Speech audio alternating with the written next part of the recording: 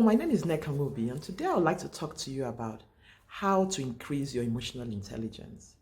A couple of weeks ago, I did talk to you about why emotional intelligence is a vital skill to develop, especially in this decade.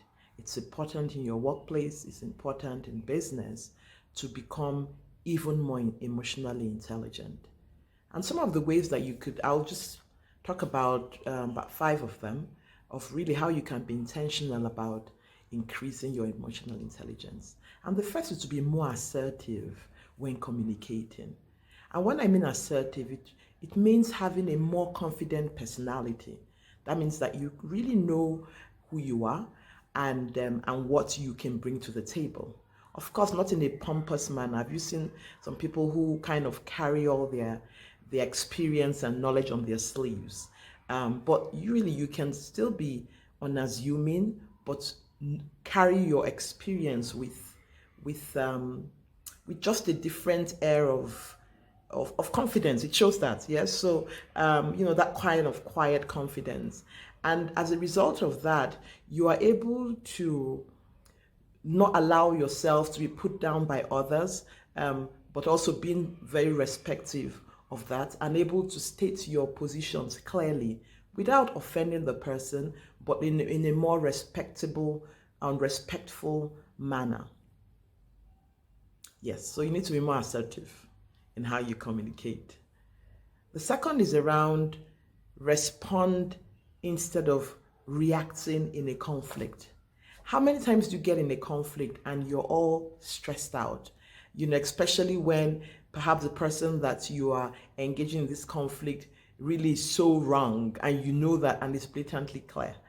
But the thing is to acknowledge that you are stressed out, even though you may not communicate that, but that you know that you're stressed out, and remain calm, such that how you respond doesn't aggravate the situation at hand. It's the more emotionally intelligent person who recognizes that and is able to acknowledge that it is a conflict, and acknowledge even to the part that it's a conflict and that you can agree to disagree and respond in a more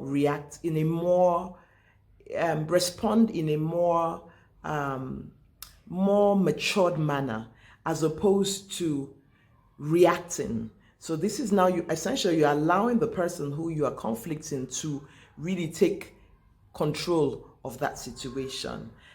So it's important that you respond rather than react to a conflict. And research has actually shown that it is the more emotionally intelligent people that are actually higher performers, as opposed to those who are not emotionally aware. Interestingly, they find out that they are more low performers at work or even at business. The third area to increase your emotional intelligence is to develop active listening skills. You may consider listening as something passive, but it's actually more difficult than speaking, because you are then fully present in the conversation, especially if it's more than one person, and it's not waiting for the person to finish speaking without actually thinking or listening to what the person is saying. In most cases, you would, when the person is speaking, for example, you're already thinking in your mind, okay, yes, I'm going to respond this, I don't agree to this and all of that. But it's really to actually pause, pack your opinions, and just taking what the respondent or whoever you're conversing with is saying. Because actually you may actually see things from a different perspective that you may not even have ever considered before.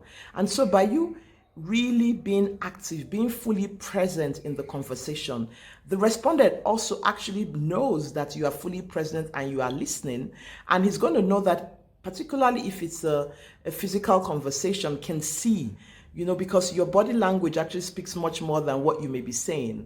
But then even how you respond to the conversation would show that you are listening. And then because you're also open to what the other person or people may be saying, you actually grow your capacity, because there are a couple of things that you could learn from that conversation.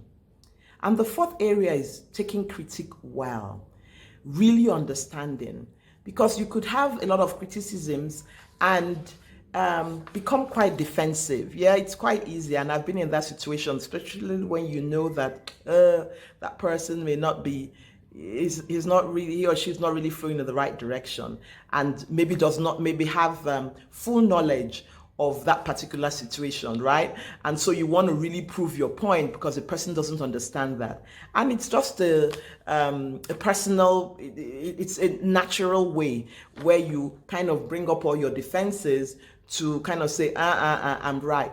No, but really take it well. The person may not necessarily be right because the person doesn't have a full picture, but by you just taking that criticism, accepting that, or rather acknowledging that, not necessarily accepting, but acknowledging what that person is saying, taking those into consideration.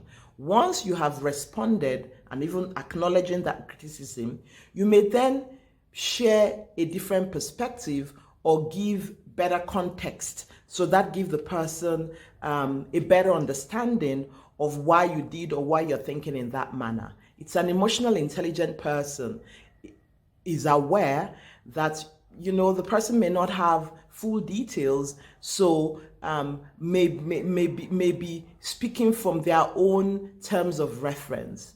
But accepting that shows that you are emotional intelligence.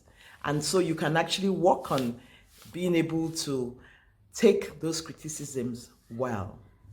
And the last but not the least is to be approachable and sociable.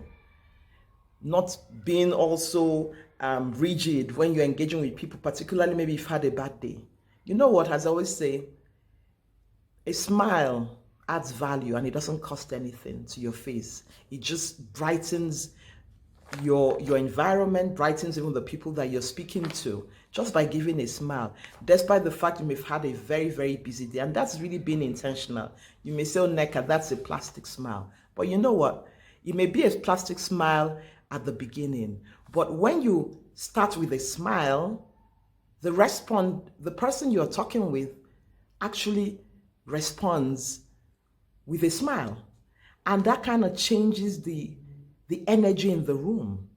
And you also become more approachable. Can you imagine if I had a very stern face when I was talking to you now? You probably just press the stop button and say, you know what, I don't need this energy around me. But when I smile, you know, it's softer. It makes me more approachable. So will you increase the level of your smile when you're engaging with others? Will you be intentional about being more approachable such that others, and what happens is that the defenses of the other person kind of just goes down. It disarms. It's disarming. A smile can be disarming. And then an emotionally intelligent person is aware of that and says, hey, I'm approachable. You can talk to me. So I hope this couple of points I've talked about, being more assertive when you're communicating, respond instead of reacting to conflict, developing active listening skills, taking criticisms well, and really understanding where the person you're talking to is coming from, and being more approachable and sociable. So let me know what you think. I'd love to get your feedback. And also, if there's any way you've worked on increasing your emotional intelligence, also post that below. That's how we share information and grow our capacity.